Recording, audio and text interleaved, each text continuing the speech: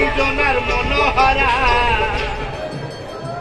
এখনো পৌঁছাতে সেই 4:15।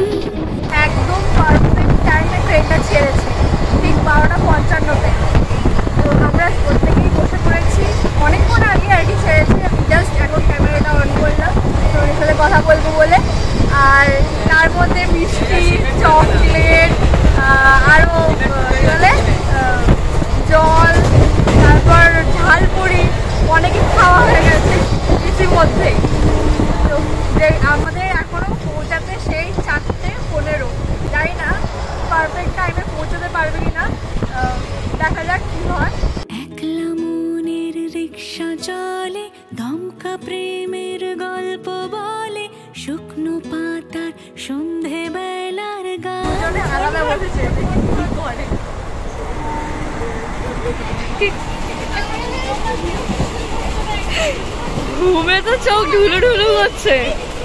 ঘুম পেয়েছে? হ্যাঁ ঘুম পেয়েছে।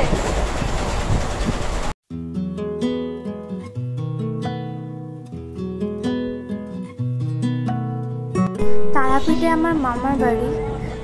এই যা অনেক দিন পর যাচ্ছি, সেই ক্লাস 6-এ আমি গিয়েছিলাম মামার বাড়ি, আর যাইনি। আমি ভেবেছিলাম যে উচ্চ মাধ্যমিক দিয়ে আবার মায়ের কাছে আসবো পুজো দিতে, সে যে সত্যি একদম উচ্চ মাধ্যমিক দিয়ে আসবো আমি নিজেও জানতাম না।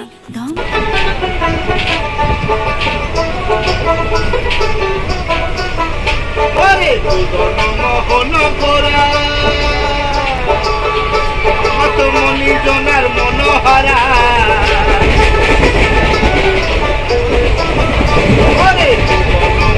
মনোহরা রে মনি জনার মনোহরা ও জয় রাধা নামে মাতোয়ারা আগো মগনা ও জয় রাধা নামে মাতোয়ারা আগো মগনা। তো মায়ের স্থানে আমরা চলেও এসেছি, তো এখানেই বলি জয় মা তারা। তো আবার দেখা হবে অনেক বছর পর মায়ের সাথে। স্টেশন থেকে টেকারে উঠে আমরা সেই তারাপীঠে গিয়ে নামবো একেবারে, তারপরে গিয়ে হোটেল খুঁজবো। আর কি সুন্দর দেখো এই, মানে কি বলবো, সিনারিটা এত সুন্দর লাগছে, চোখেরও শান্তি লাগে, এত গ্রিনারি গ্রিনারি দেখতে। আর আমরা আগের থেকে মানে বুক করে আসিনি হোটেল, দেখেছিলাম কিছু হোটেল প্রায় অনেকটাই বেশি নিচ্ছিল, সেই জন্য আমরা কিছুই বুক করিনি। তো সবাই আর কি গেছে হোটেল খুঁজতে, আমি আর বৌদি একটু যাই একা মানে দুজনেই আর কি গেছিলাম একটু ঘুরে আসি, মন্দিরের ওই পাশ দিয়ে একটু ঘুরে আসলাম। হাঁটতে হাঁটতে আমরা মন্দিরের কাছে পৌঁছে এই জাস্ট ভিডিও ক্লিপটা নিয়েছি, তখন সানসেটের টাইম, বেশ হাফ দিকটা সূর্যের আলো পড়েছে, খুব ভালো লাগছিল। আর আমরা উঠেছিলাম কাকাতুয়া হোটেলে, আমরা প্রায় অনেকক্ষণ আগেই পৌঁছে গেছি, বাট কোনো ভিডিও ক্লিপ নিইনি তখন ঢোকার সাথে সাথে, যেহেতু এতটাই ক্লান্ত হয়ে পড়েছিলাম, একটু রেস্ট না নিলে হচ্ছিল না, প্রত্যেকেই ক্লান্ত হয়ে পড়েছিল যেহেতু এতখানি ট্রেন জার্নি করে এসছি প্রত্যেকে। তো তারপরে বিকেলের দিকে চপ মুড়ি আনা হয়েছিল, তো সেটাই আর কি সবাই মিলে খাচ্ছি। রুমগুলো খুবই ভালো ছিল, এটা ছিল আর কি দুটো রুম, একটা ডাইনিং একটা রুম, রুমে এসি টিভি ওয়াইফাই সব ছিল, বেশ ভালোই লেগেছে রুমটা। আর দুটো রুম নেওয়া হয়েছিল আমাদের, একটায় আমরা ছিলাম আর আরেকটায় বাবা মারা ছিল। এত খিদে পেয়েছে, কিছু না খেলে হচ্ছিল না, খিদেতে আমার পেটে ব্যথা উঠে গেছে, যেহেতু দুপুরবেলা ভাত খাওয়া হয়নি। আর ওখানকার চপ, আলুর চপটা এত বাজে লেগেছে আমার, মানে ঠিকঠাকভাবে করেইনি আলুর চপটা, কিন্তু পেঁয়াজিটা খুব ভালো লেগেছিল। এই যা অনেকদিন পরেই খাচ্ছি বাইরের খাবার, আর কি করব, খিদের মুখে খেতে হয়েছে। বোর হয়ে যাচ্ছিলাম, তাই জন্য সবাই মিলে একটু যাই, ছেলেরা থাকছে, মেয়েরা যাচ্ছি আর কি একটু ঘুরে আসি। এই যে চাবি, এই রুমের চাবিটা আর কি নিয়ে দেন যাবো, চল।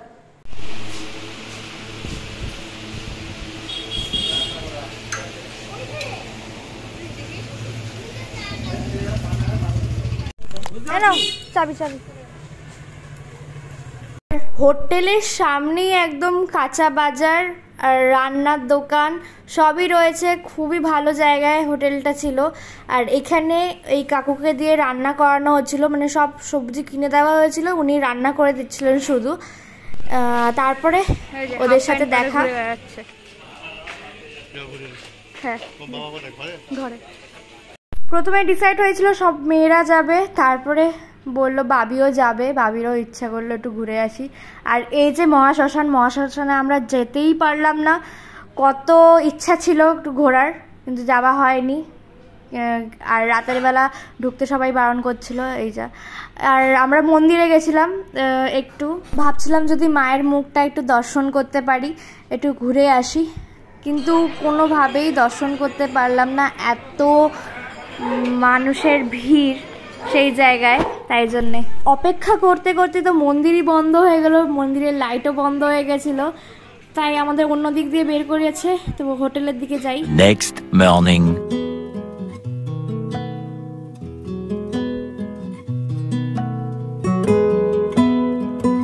মায়ের দর্শন করব বলে অধীর আগ্রহে আমরা প্রত্যেকে অপেক্ষা করছিলাম যে কখন সকালটা হবে আর কখন আমরা স্নান টান করে একবার মন্দিরে যাব। এভরিওয়ান, আজকে আমরা যাচ্ছি মায়ের কাছে পুজো দিতে। এমনি আর কি লেট হয়ে গেছে প্রত্যেকের, ঘুম থেকে ওঠার অনেক আগে কথা ছিল, যাই দেরি হয়ে গেছে। এখন তো যাই হোক বাবা মারা চিল্লাচিল্লি করছে। মায়ের কাছে মানসিক করা ছিল যে আমি সুস্থ হলে, আমার রিপোর্ট ঠিকঠাক আসলে আমি তোমার কাছে গিয়ে পুজো দিয়ে আসবো আগে। তো সেইটাই পূরণ করতে এসছি মায়ের আজকে মন্দিরে। তার মধ্যে এটাও সত্যি যে মা যদি আমাদের না ডাকতো তার মন্দিরে, মা তার দর্শনের জন্য, কখনোই আমরা আসতে পারতাম না। আমাদের প্রত্যেকের এখানে পুজো দেওয়া হয়ে গেছে। মন্দির থেকে বেরিয়ে এসে সব মানে ফটো তোলা হচ্ছে, আর ওখানে বলছিল জয় মা তারা, আমিও বললাম জয় মা তারা। আর কি বলবো, মানে 2 মিনিট ঠিকঠাক করে আমাদের মন্দিরের ভেতরে দাঁড়াতে দেয়নি, যে মন ভরে একটু মাকে দেখবো তাও দেখতে দেয়নি সে মন্দিরের গার্ডগুলো। পাশেই যে বাবার মন্দির রয়েছে, ওখানে বাবার মাথায় গিয়ে জল ঢাললাম প্রত্যেককে, বাবাকে পুজো দিলাম। তারপরে মা আর কি বিপত্তারিণীর তাগা নিয়ে গেছিলো, সেই তাগা আর কি বাঁধা হচ্ছে এখন। আর মন্দিরের ভেতরে যেহেতু ধূপকাঠি জ্বালায় না, বাইরে জ্বালায়, তো সেই ধূপকাঠি নিয়ে এসে আমরা পুকুর পাড়ে এসে জ্বালালাম ঠাকুরকে দেখে।